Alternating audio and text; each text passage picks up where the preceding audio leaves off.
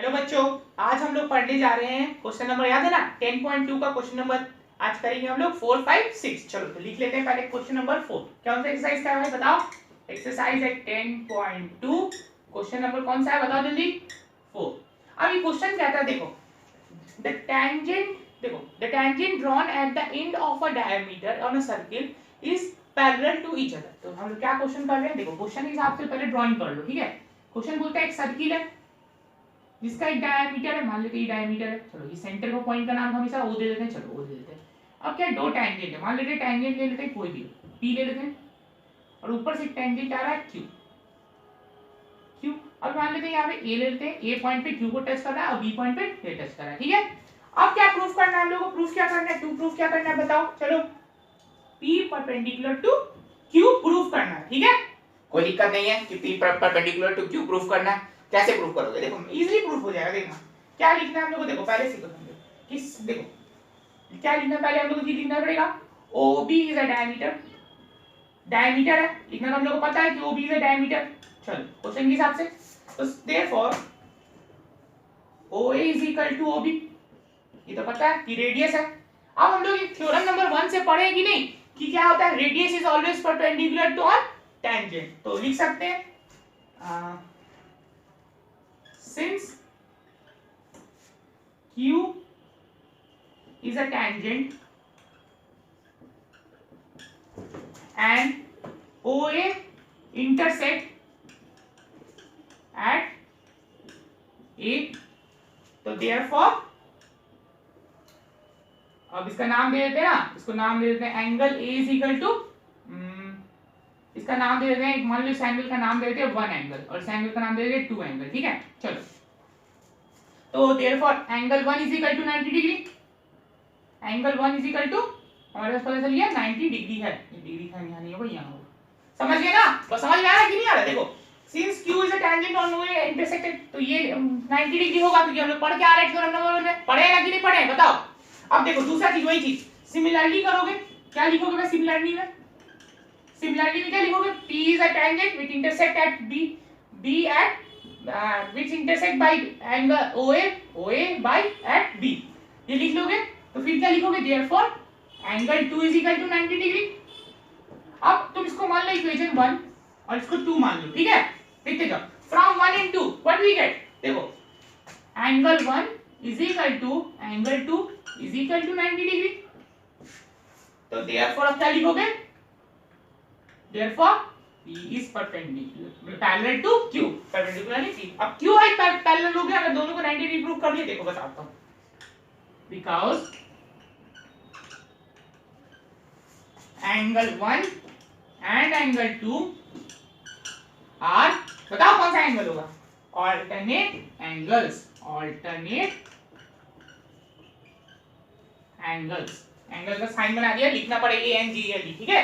तो तुम्हारा question number 4 यहाँ खत्म होता है। चलो इसका स्क्रीनशॉट ले लो, अब क्वेश्चन नंबर 5 करते हैं। उससे पहले ये लिख लो। चलो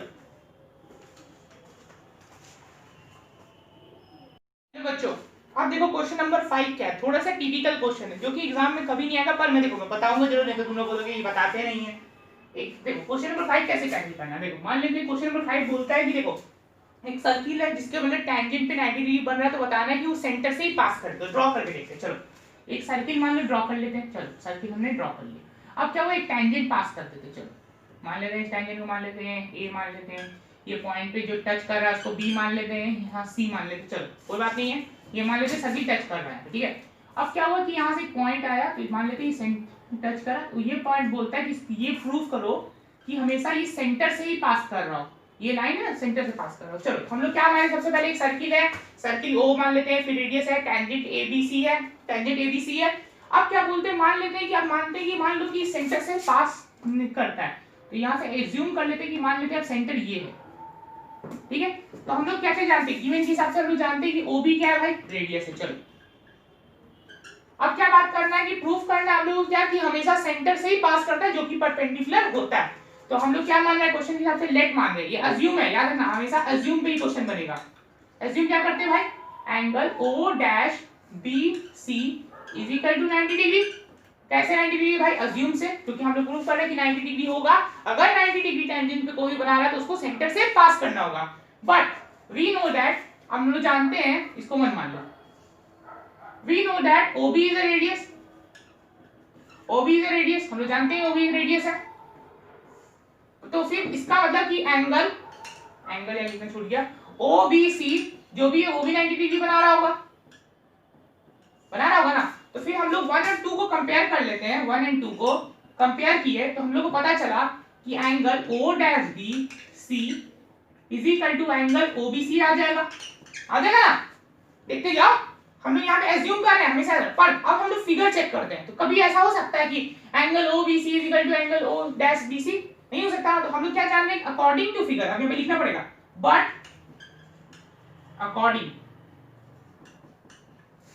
according to figure we know,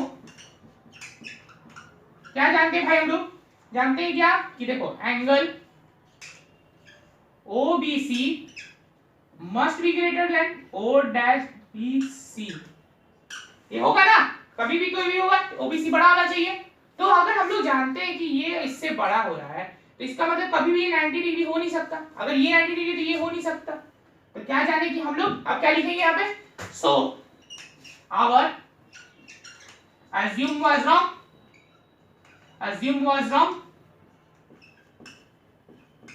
क्या assume किए थे भाई कि OBC क्या है? O'BC क्या है भाई? 90 डिग्री है। तो इसका मतलब अगर कोई परपेंडिकुलर बना रहा है तो देयरफॉर OB passes through, किससे पास कर जाता है बताओ? किससे पास करेगा? O से ना, O से पास कर रहा होगा, O से पास कर रहा है, O डिग्री नहीं है, O से पास कर रहा है, पासेस थ्रू OB, प्रूफ। ये क्वेश्चन कभी भी एग्जाम में नहीं आता है, टेंशन मत लेना, कभी भी नहीं आ चुका है। एक बार देख लो, यही चीज तुमको एग्जाम में करना होगा। समझ गए? कोई भी टेंशन हो तो कमेंट सेक्शन में मुझे बता देना। चलो नेक्स्ट क्वेश्चन की तरफ बढ़े, स्क्रीनशॉट चाहो तो ले लो।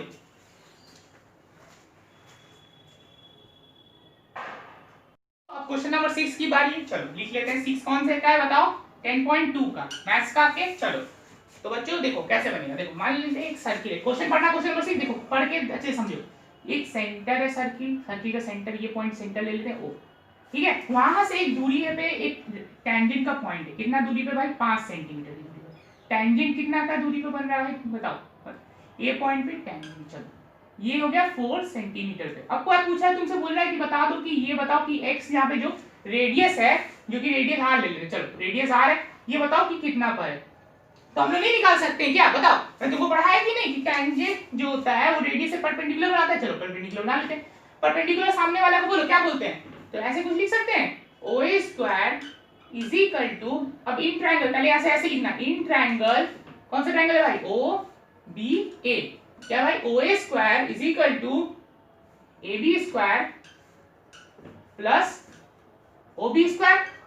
चलो वैल्यू पुट कर देंगे। चलो 5 का square is equal to 4² plus r का स्क्वायर, ठीक है ना? कोई दिक्कत नहीं ना किसी को भी? चलो ठीक है ना? चलो 5² minus 4² is equal to r², कोई दिक्कत नहीं यहाँ पे भी। चलो 25 minus 16 is equal to r²। अब r² इज इक्वल टू हो जाएगा तुम्हारा 9 सेंटीमीटर। तो r इज इक्वल टू कितना हो गया भाई? 3 सेंटीमीटर। चलो 3 सेंटीमीटर तुम्हारा हो गया जी। तो हम लोग लिख सकते हैं r is equal to 3 centimetre, यहाँ पे 3 लिख देंगे, हो गया 3 सेंटीमीटर। इजी क्वेश्चन था।